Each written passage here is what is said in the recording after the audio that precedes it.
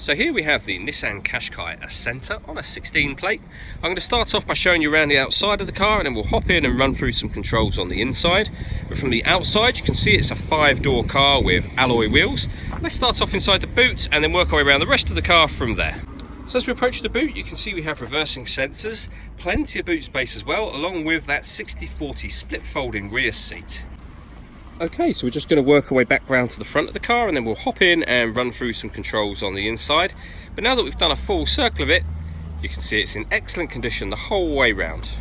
Just briefly before we climb in, I think it's well worth seeing the interior from this exterior point of view. There's plenty to run through on the dashboard, so let's hop in and we'll do that now.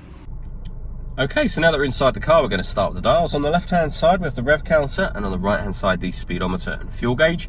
In the middle, you can see the total miles for this car, which are 9,245.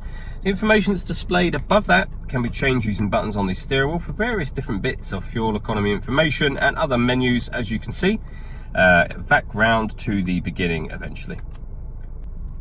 The buttons I was using to do that are just here. We've also got stereo controls over on the left hand side as well, and on the right hand side, cruise control and speed limiter, as well as the ability to answer and end phone calls.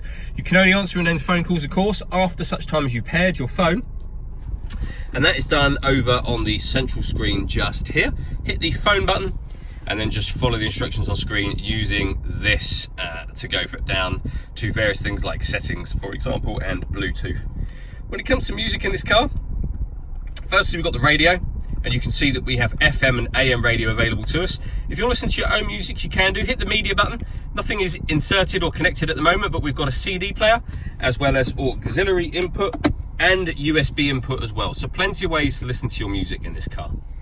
Below that, we have dual zone climate control, so you can adjust the passenger and driver temperatures, fan speed up and down from here. You can determine where the air is being distributed within the car. That button will recirculate the air that's in the car, which is a great way of heating it up or cooling it down quickly, depending on the temperatures that you've set.